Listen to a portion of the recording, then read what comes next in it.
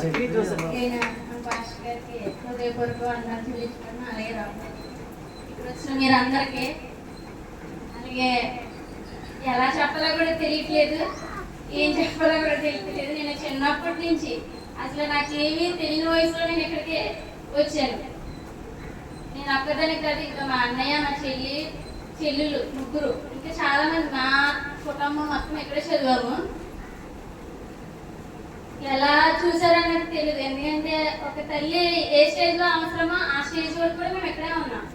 అలాగే చూసారు మమ్మల్ని.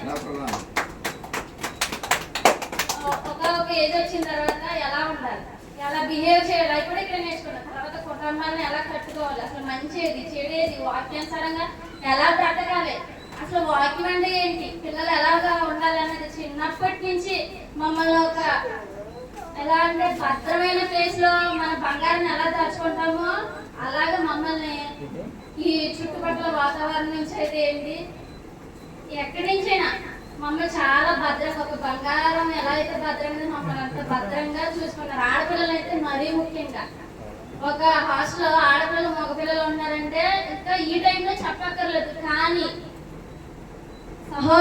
సహోదరుడు అంటేనే ఇక్కడ మాకు తెలిసిలా పెంచారు.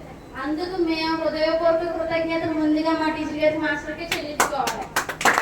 మమ్మల్ని అంత రాసేసారు, ఒక మాటలో మమ్మల్ని చూశారు అని చెప్పుకుని వదిలేసి ఇలా కాదు. ఇది అసలు అయితే చాలా ఎంతో అనుకున్నాను, కానీ అంత జరగలేకపోయింది. అందరూ ఒక్కొక్క కారణంతో రాలేకపోయారు.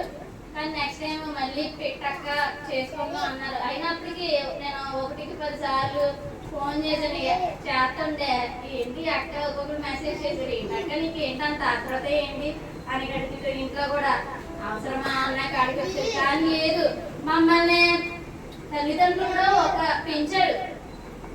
మేము అక్కడ ఉన్నదానికంటే హాస్టల్లో పెరిగింది ఎక్కువ. మాకు తోడబుట్టినోళ్ళు బంధమే, కానీ ఇక్కడ అనేది అదొక ఎలా చెప్ప ఒక ఎమోషనల్ బాండింగ్ అని ఎలా చెప్పాలి కూడా తెలియదు. చిన్న చిన్న మాటలే, ప్రతిదీ నేను చెప్పేది చిన్న మాటలే, దానికి అసలు పదజాలమే లేదు. అది నేను ఎలా చెప్పాలో కొట్టలేదు, ఎందుకంటే ఇక్కడ నేను పెరిగింది.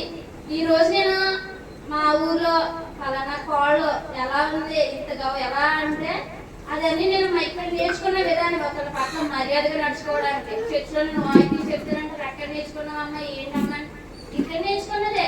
మా పిల్లలకు నేను చెప్పే వాయిద్యాలు అన్నీ ఇక్కడ నేర్చుకున్నవే. ఇక్కడ నేర్చుకునేవన్నీ నేను విడిచిపెట్టుకోకుండా ఉండడానికి కారణం ఏంటి, బెదిరించడం కొట్టడం సహజం, మన తల్లిదండ్రులు పడతాం.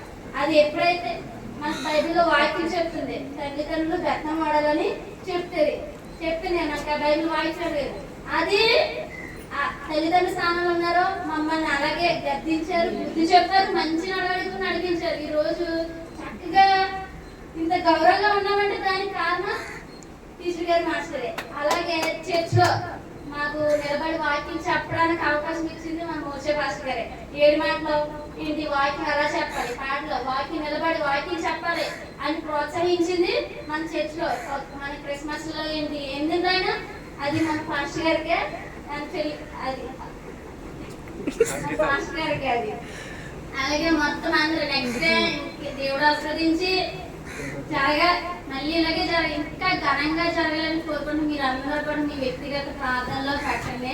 అలాగే నేను టీచర్ గారికి బాగలేదు, నీరసంగా ఉన్నారని తెలిసింది.